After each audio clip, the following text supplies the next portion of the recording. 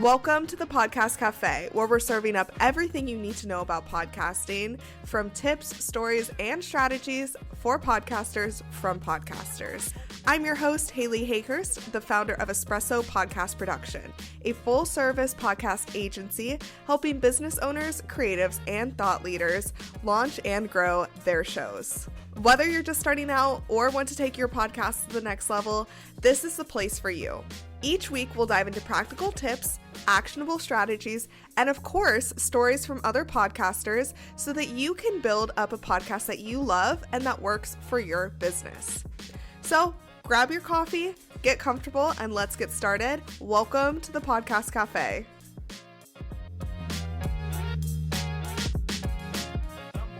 Hello and welcome back to another episode of the Podcast Cafe. I'm your host, Haley Hayhurst, and today I'm joined with one of my clients, Ronit Plank. She's the creator of the podcast Let's Talk Memoir. In this episode, Ronit shares her journey into podcasting, what inspired her to start this niche podcast, and how she's grown her show to become such a rich resource for writers, memoir enthusiasts, and creative professionals. She also has so much advice to share for new podcasters, as this is not her first show that she's ever started. And also, she has great advice for growing your show and your personal brand. As I mentioned, Ronit is a client of mine. We've been working together for about 3 years. We've worked on 3 different podcasts together, and she's just a joy to work with. So let's get right into this episode, and all of the links for Ronit and myself are in the show notes. So if you have any questions for us, feel free to reach out. All right, enjoy. Hey, Ronit, thank you so much for joining me in the Podcast Cafe. I am so excited to be speaking with you today. Haley, it is so fun to see your beautiful face and to get to work with you on this, since we usually work together behind the scenes. Yes, so we've worked together for quite a while now. I think like going on 3.5. You know what's so funny, Ronit? I was on a call with someone yesterday, and I was like, oh, okay, I'm going to write your podcast description. Like, where is your bio at? And he was like, oh, it's on Alignable. And I was like, what is Alignable? Like, I've never heard of this. And that's where we met. So I had to log in. Yes, that's right. And it's so funny because it was literally yesterday. And I was like, oh, our messages are still here. It was like 2020. Oh, really? Well, back when Alignable started popping up, I was like, what is this thing? Is it trying to be like the other things? Should I join it? And then I never answered anything. I was like, is this person really sending me a message, or is this Alignable sending me a message that I should send this person a message? And then I saw yours. I was like, is this like a fake person? But for whatever reason, I sort of poked around and looked at it and read it. And then I wrote back to you because I was at that point where I was looking for some more help. And that's how we met. And I also always remember that because you reached out to me cold. Absolutely cold.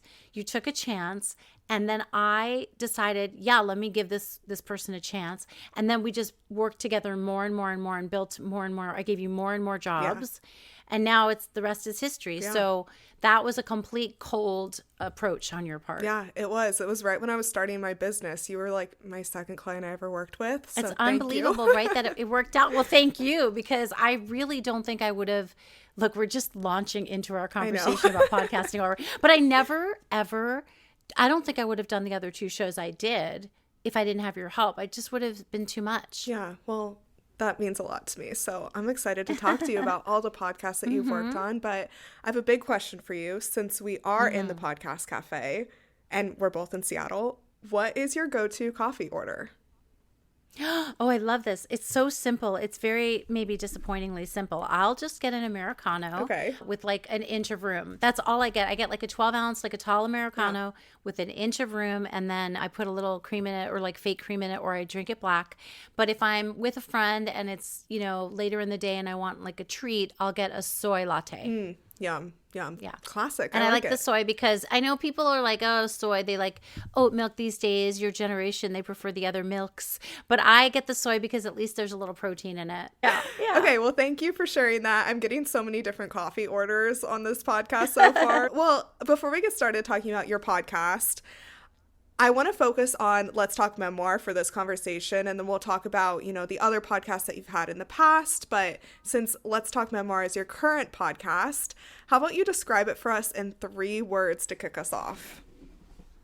Okay. Let's Talk Memoir is a nurturing, insightful, and warm podcast. That's a great way to describe it. See, you're a writer. I knew you could come up with this.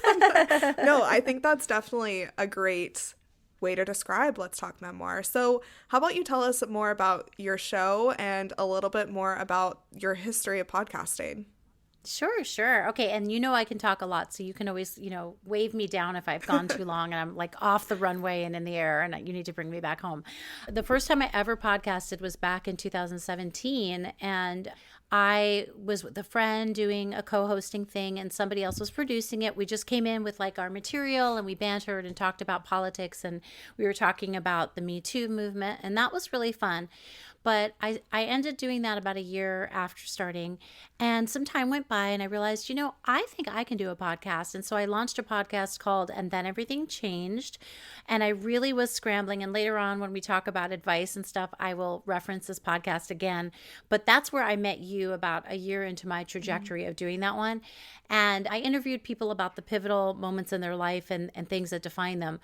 And then I stopped after about 2 years. It was becoming, maybe it was 2 or 2.5 years. I felt like I had to churn out all this material and I didn't really know where it was going. And so I took a break and I said it would come back. And some time went by. I guess I have a pattern. And I realized my memoir had come out. My memoir, When She Comes Back, had been released.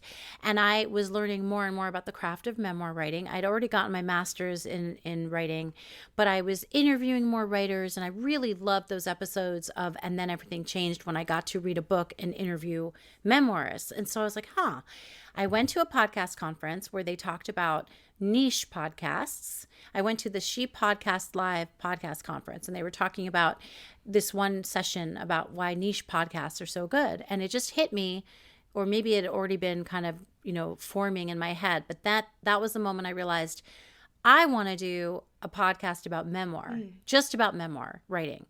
And I did a search, crossing my fingers there weren't too many because I was scared. I wanted to have this original idea. And I didn't see too many. And I was like, okay. And my daughter, who's now in college, helped me name it. Originally, it was going to be About Your Memoir, which I think was a little snarky. Actually, it was sort of like it was going to be called About Your Memoir, which is actually not bad, I guess. But she said, why don't you just call it Let's Talk Memoir? And then boom, I went with it. And I created the art, I had you weigh in on the art. And now I interview memoirists about the writing life, their writing process, craft tips, how long it took to publishing. And I always begin the podcast in one way and I always end it in one way. But in between, there's kind of like an assortment of different things I ask. Yeah. And I guess I should add, I have like 100, at the time of this recording, we have 131 episodes, which is almost inconceivable to me, and we're continuing on. I love your podcast because people can learn so much from it. So that's something that you definitely put into each episode, making sure that your audience walks away learning something. And also, you read every memoir before you interview them. So your interview process is very extensive, but in-depth as well, which is, I think, great. Yeah, it is a bit of it's a little bit of an undertaking. And I have to say that the first season was just 15 episodes. This is another point that I should probably make, is that when we first launched it, I said, let's just try it. It's a limited series. I didn't have a lot of expectations. I just said, let me just do 15 episodes and see what happens. Yeah. So I called it a limited series because I think I wanted to make sure I liked it. I wanted to make sure there was enough of a response, or at least something affirming inside of me that wanted to continue doing it. Because part of And Then Everything Changed, what kind of weighed me down was I ended up feeling like I was shackled to the schedule and that I had to show up all the time and do it. And I was growing a little tired. And also the other thing is I got a lot of requests to be guests on my show. I mean, once you start putting a show out, a podcast out, you will be really surprised and happy because people will start coming to you. And you don't even have to work that very hard at promotion. They just start to find it and word gets around if you're a decent host. And I had so many requests to be on my show. I did not know how to juggle it. And then I sort of felt like I had to host them, or I had to air every single interview, even if it wasn't a really amazing interview in my mind. So I wanted to be careful. And after I did the first season of Let's Talk Memoir, I realized, I'm going to come back for another season. And you and I talked because after the second season, I took a break, and I think you and I discussed it, and you said very gently, and it wasn't like you were being bossy at all. I just said, what do you think of my breaks, taking breaks? Because I need a break, to kind of restore and set myself up again. You said, well, the only downside about that is that you might be losing some retention. You might lose retention because you're taking a couple months off or the summer off. And I thought about that and I was like, okay. And I hate that idea. So I just started rolling every season into the next, I take no breaks now, which is, pros and cons, but I can set up my schedule so that I'm not pounding out a lot of interviews in 1 month. I'll have some time where it's a lot slower, but it's more on a continuum now. Yeah. And you do batch record your episodes. So can you tell us maybe a little bit about that process? Yes. So in an ideal world, this is my ideal vision. And I know some podcasters who do this, and I just need to get more organized or a little more strict with myself. In an ideal world, I'd say I'm only going to record in October and November, let's say. And then I'm only going to record even Tuesdays and Thursdays, let's say. I'm only going to do 2 or 3 a day. Those are my recording days. This would be the dream. And then all of December and January, for example, I'm not recording and I'm just maybe editing with you. So there's like a workflow. What happened was, because I'm no longer taking those breaks, I have to build in the breaks myself. So I will say now, even if the podcast is airing every week, which is what it does, and sometimes twice a week, it airs on Tuesdays. And that sometimes we air on Thursdays as well, if I feel like people have been waiting too long or they have a book coming out and I just don't want to get too behind. So then I'll be like, okay, I'm not recording in June and I'm not recording in July. I'm just not going to do it because it's the summer. And if people pitch me, I'll say, I will get back to you in August or September. And then I'll pick up my submissions again and take a look.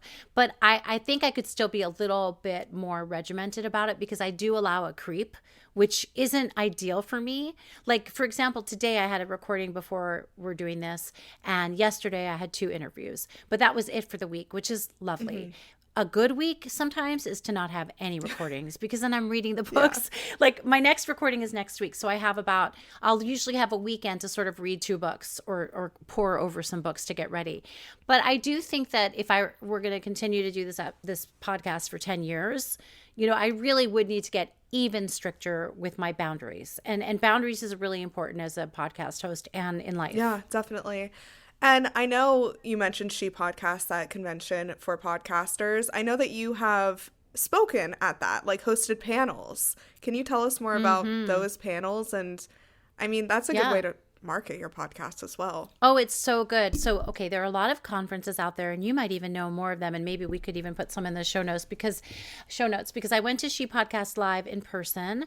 I attended once virtually. And then I went to PodFest in Florida a year and a half ago, I believe. And that was giant. So She Podcasts in person was all women and women identifying podcasters, which I liked because it kind of shrinks the amount of people who can really be there. And I did a panel the first time I attended where I was one of the speakers on it. And the second time I talked about interview techniques and it was just me.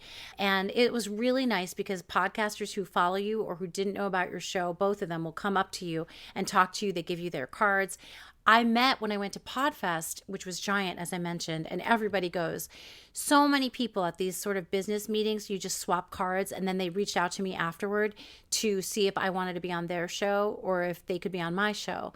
So if you're looking for guests or you're looking to be a guest, I would highly, highly recommend going to these conferences. It's one of the quickest ways, if you can afford it, if you have the time. It also is really powerful to see how many people are podcasting and how many resources you have, whether it's figuring out a new platform to record, finding out what the best mics are, learning who else is in your niche. It's really a great way to integrate and feel less alone because so much of what we do is solitary, depending on your podcasts, could be because some of the people who do podcasts are doing their own host-led podcasts without interviews.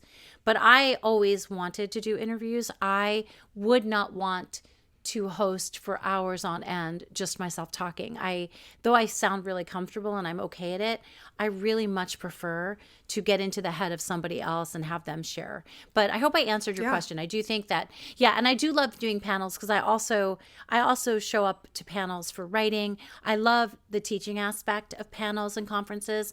I am a teacher, a memoir teacher, and I've taught other things. So for me, sharing what I know with other people, helping other people is part of what I do. Yeah, definitely. And to that point, since you are a memoir teacher and are so in this world of writing, your podcast is almost like a portfolio of what you work on, right? It's kind of like an example of your work because it promotes Yeah. obviously your memoir when she comes back, but it also you write for different various news outlets and online blogs and magazines and all these things. So having a well-researched podcast and a podcast that is a good first impression for anyone coming to your brand is so important. So Yes, and I think it's funny because I think that I kind of engineered it backwards. Like it looks like, I don't know if we've ever talked about this before, but a friend of mine told me a year ago, you were really smart about this podcast. And I said, I wasn't so mastermindy that I thought, aha, I will have this podcast and then this will happen and this will happen and this will happen. I wasn't that crafty about it, but it happened to work out that a lot of things have flowed from the podcast. yeah, Because of it. And it's become my brand even more. absolutely, absolutely. Do you want to share some of the things that have come from the podcast? Yeah, for sure. So here are some things. And though I'm going to be talking about podcasting in reference to Let's Talk Memoir, what I want everyone who's listening to know is that whatever your podcast is about, whatever you do, you can build the same sort of structure into your outcomes, right? So a long time ago, I learned, I had all my social media was under the name of the podcast that I used to have. So I learned a long time ago, actually through a contact of yours who was working on my website for a while, that it should really be under my name. So now everything is under my name, which is Ronit Plank. So aside from the podcast, because my podcast isn't called Ronit Plank, featuring Ronit Plank, it's not that, but I'm not that big yet. But it's everything on my socials is Ronit Plank, so you can find me that way. And my website is Ronit Plank. It's not Let's Talk Memoir. It's Ronit Plank, and there you can find Let's Talk Memoir. But I do a lot of things that have to do with memoir. I teach workshops and classes, so I do that independently. I do that so let's say someone wants to hire me to come in and teach them, I do that. So I do one-on-ones, I do coaching, I edit manuscripts for memoirists. I also have been brought in by established writing centers who want someone to come in and talk a little bit about a memoir writing aspect. So I'll come in. I've been a memoir mentor and I get paid for all of this, which is really nice. And now I'm going to be launching a class with the university here in Washington, and that is officially going to launch in March of 2025, but it's not official yet. But anyhow, I'm going to be teaching a 10-week virtual evening memoir course that is going to go through all of the memoir writing aspects that I like to cover. And it's just 10 weeks as a smattering.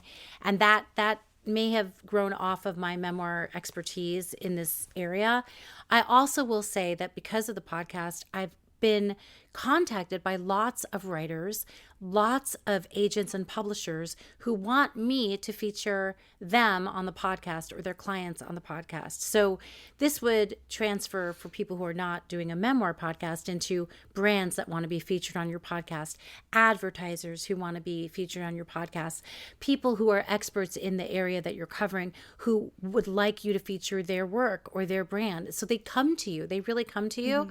And the other thing that's happened is that I'm also looked to as someone who knows people who are in this area. So even if I'm not as famous as some of the people who I am interviewing, people ask me, hey, can you connect me with so-and-so? Because I know that they have a podcast that I want to be on as well as I want to be on yours. So it's just like, it's really endless. I mean, I hope that was articulate enough because there's just so many branches that come off of this tree when you create the thing that you love doing and you want to do more of. Absolutely. Absolutely. And that's one of the benefits of having a niche topic podcast, right? Because it's clear of who listens and it's clear of who's going to be on the show.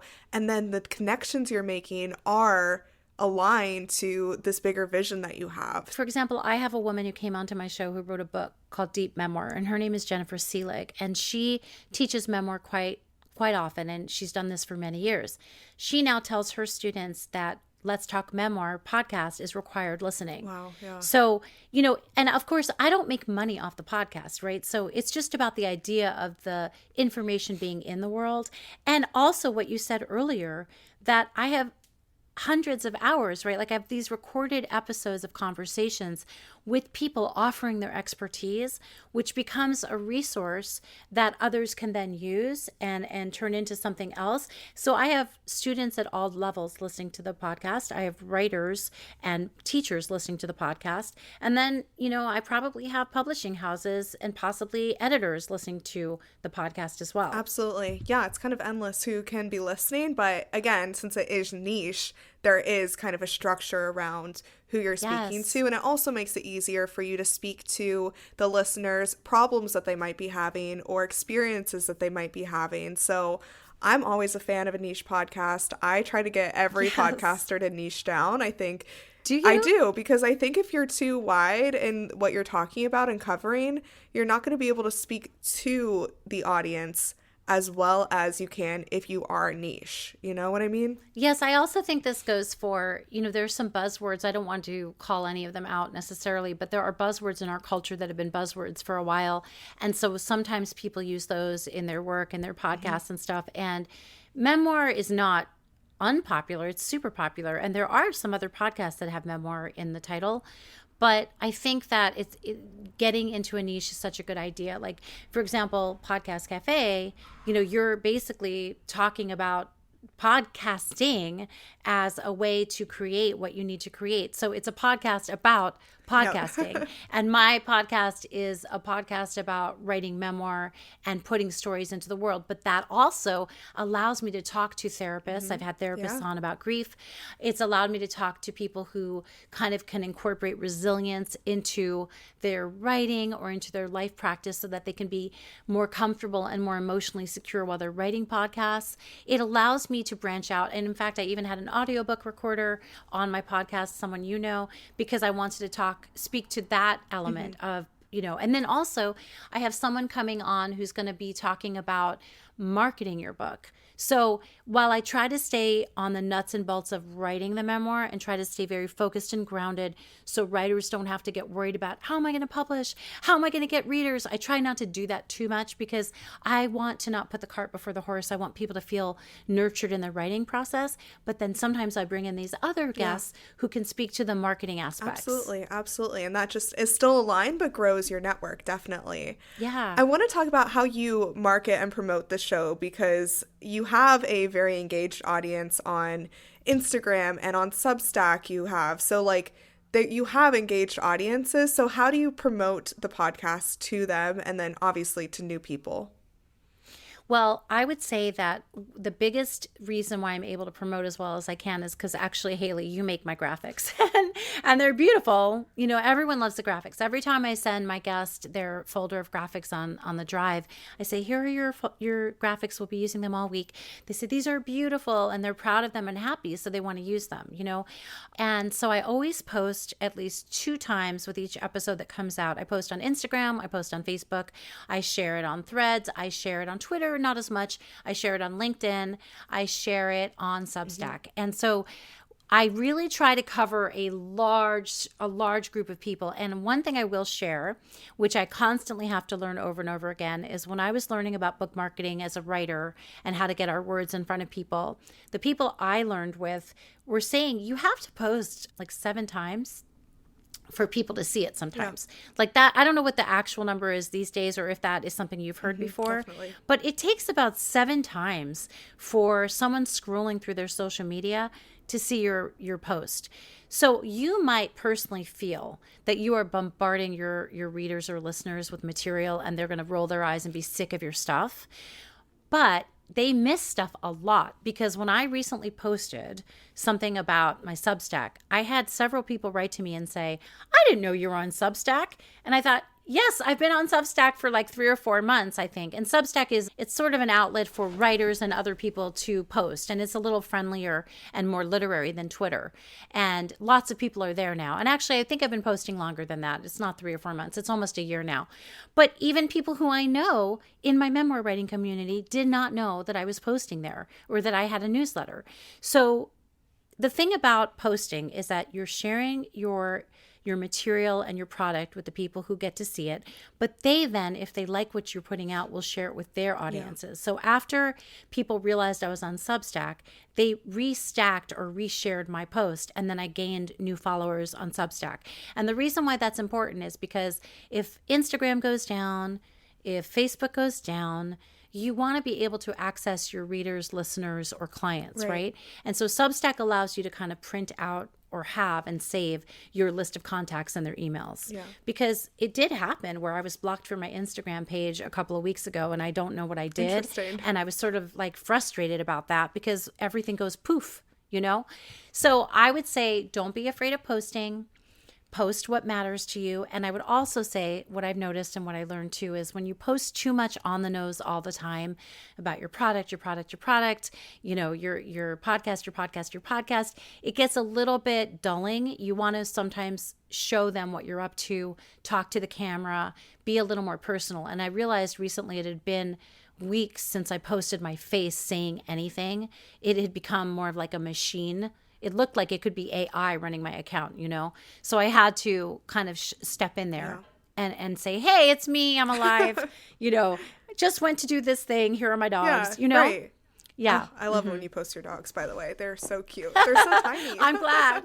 They're so cute. I love them. Oh, yeah. That's really great advice for promoting the podcast on various different platforms. And then obviously your podcast is always around. So when someone goes to search up your name on any platform, they're going to find your website. They're going to find the podcast. And then that's also marketing for the show as well. So I'm loving what you're doing, and the numbers are showing. Like, you're always growing your show, which is I'm so glad to amazing. hear that. So what you're doing works, and for the listeners, like, definitely take Ronit's advice because she's growing her show quickly.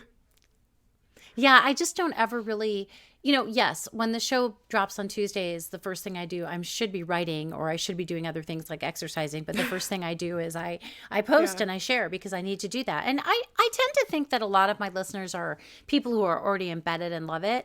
But people are sharing it, you know, or there will be people who say, and the other thing about your guests, which of course we need to talk about, if you have a podcast with a guest, then that guest is going to also share. But I would say that you don't always know which guest is going to share a lot, nor do you know which guest is going to have their followers really pick it up. So you kind of just have to keep showing up yourself. And if someone who has a large following does share and people come and listen, that's gravy.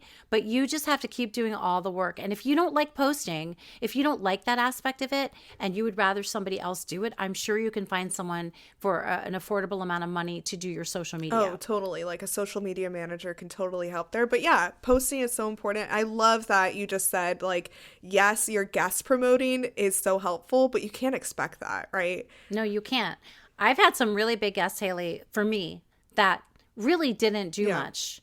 You know, that I was like, oh, you know, and then there are other people who you thought, okay, well, they're not a giant, you know, writer necessarily, but they have an engaged group of people who adore them and are so excited that they are in conversation on this podcast that they share it all over the place. Or you have someone like Jennifer Seelig, who is now telling all of her students to listen to my podcast. And the thing about it is she's a memoir teacher, right?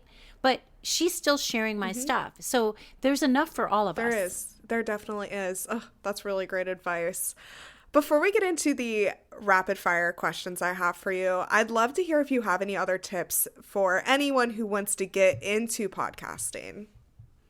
Yes. And in fact, I made little notes for myself so I would be really succinct because I thought about this. So here's a couple of pieces of advice. I wanted to tell you that, so I've told this story before in other ways, but I want your people to hear it, which is that if they don't already know, they should bank a few episodes before they launch their podcasts. I know everyone knows that now, but I did not know that. And my husband even told me at the time, why are you drinking out of a fire hose? I'd be like, oh no, so-and-so doesn't, this is with my old podcast, so-and-so changed her mind. She doesn't want me to, you know, air the podcast because it's about her mom and she feels really weird.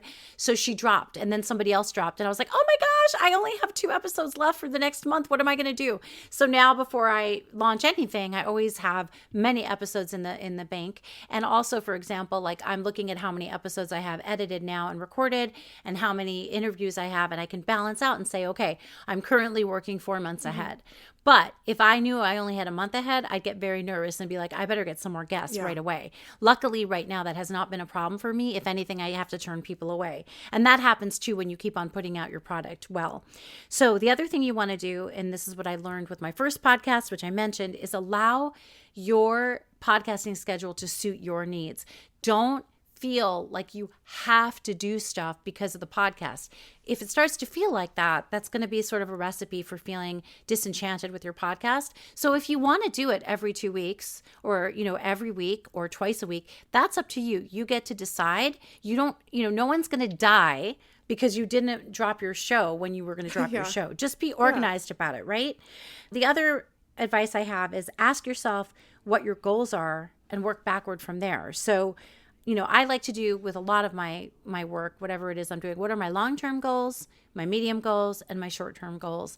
If I know that I want to have X amount of episodes by a certain date, then I know what I have to do to make that happen. If I know that I want to get A, B, and C writer on my show, then I need to figure out and start networking now, right? So just figure out what your goals are and don't you don't have to act surprised and like you don't know what you're doing. Just figure out what you want to do, make the goals that make sense for you, and stay in your lane and don't compare yourself to other people. And then the other thing I want to say is find someone like Haley. Haley didn't know I was going to say that, but you have to find someone like Haley to help you, because I could have edited all my shows if I wanted to.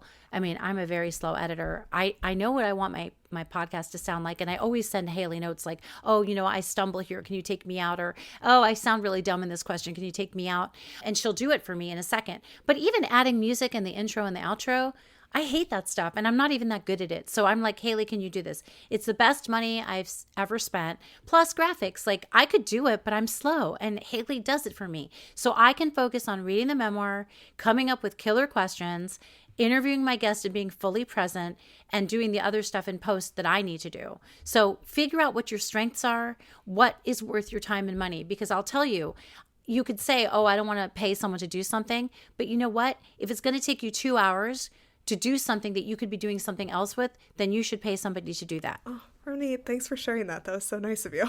It's true. Those are really great tips. I think that, we could have a whole episode on just how you prepare for your guests, and then kind of like, because I'll come back anytime. We're going to have to do it. So those are really great tips for anyone who wants to break into podcasting or even elevate the podcast that they have now. Definitely systems and processes are key to growth. And I know that if, let's just say you wanted to edit your own podcast and do everything, it would take away from creating the questions. It would take away from... It would.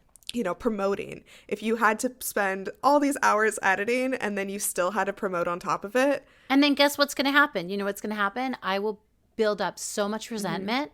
I'll be an angry host. I'll be not a good conversationalist, and I'll resent everyone.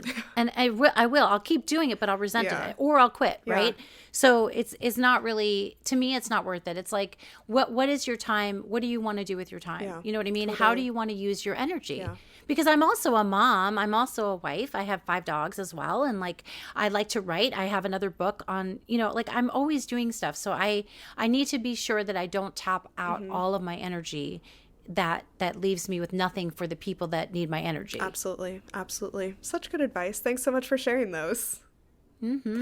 Well, I'm ready to get into our rapid fire section. I'm excited for this. Sure. And Ronit, just so you know, I'm a chatty person. So sometimes this is like a slow fire, but we're going to try to get through this. Well, it's going to be very slow because I'm a chatty person, but okay, I'll do my best. I love it. Awesome. So first question, I have 8 questions for you. The first one is, what is the first podcast you ever listened to? Okay, it must be This American Life way back in the day. Like, because once it turned from, it was always on NPR, but then it became available as a podcast. So then I started listening to it that way. I love that. Besides your own genre of podcasting, what is your favorite podcast genre? Oh my gosh, I love this question. I actually want to know yours too, but I will tell you, I don't know if this surprises you at all. I kind of get into true crime. Do you have a favorite true crime podcast? Well, I do kind of toggle. It's really funny, and I don't know what their political views are, so I hope that I don't get into trouble here. But first let me say I like true crime where I know the killer or the bad person's going to get caught or has been caught. I don't love as much when we don't know who did it and we're really scared. That I don't love so much. So I listen to a variety. I listen to Pretty Lies and Alibis. I listen to Nancy Grace, God help me. I listen to Zone 7 with Cheryl McCullough. I listen to Hidden True Crime.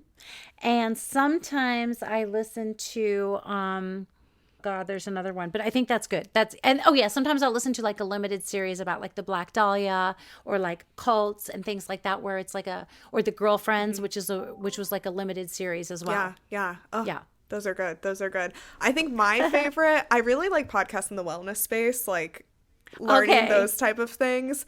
Honestly, this is like going to get me canceled from my own podcast, but I don't listen to a ton other than my clients just because this is what I do all day.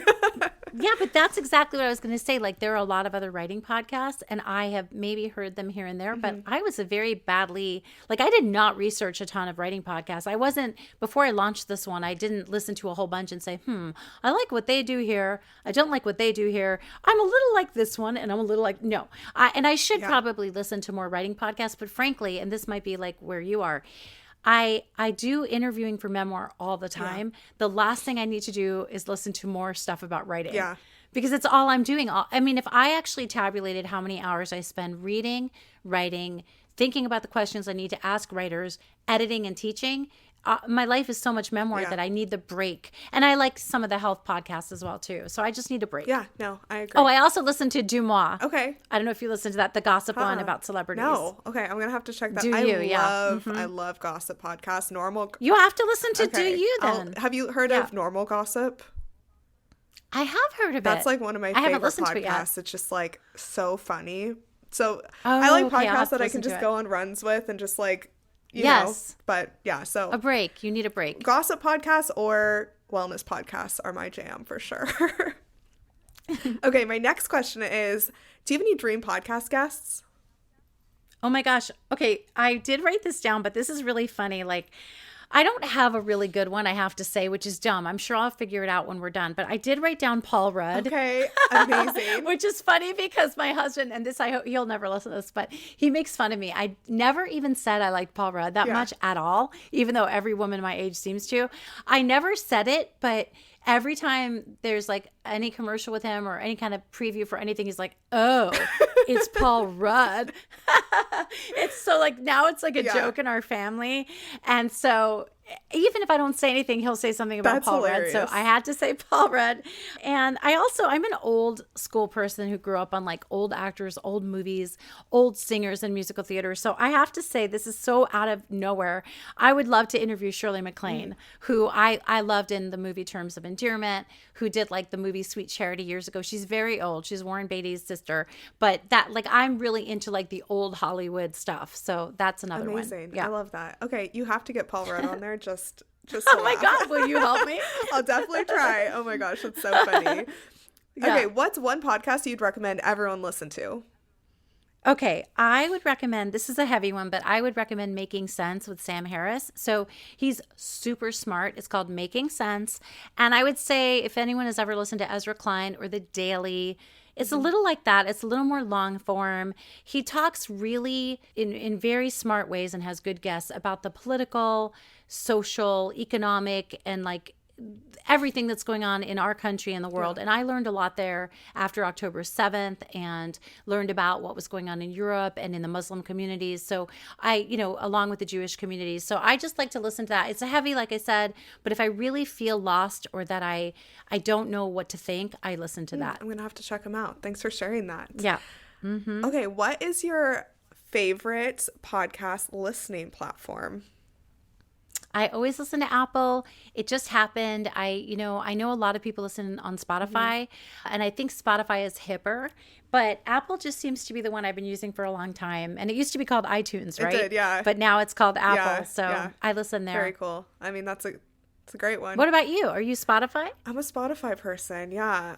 You're younger. That's why. I really think the youth listen to Spotify more than the olds. Spotify, I really do. I like it because they now have video podcasts. So, like, you can upload your video podcast on there and kind of watch it. So, like, big podcasts will play their videos. And so, like Call Her Daddy yeah, and like Call stuff. Her Daddy has a video format. So, it's kind of cool just to, like, set your phone up. But you can obviously just listen to the audio platform. It's just, I think Apple Podcast is always adapting and Spotify is always adapting, so they're always gonna like be having new and new things, but yeah, they're both great.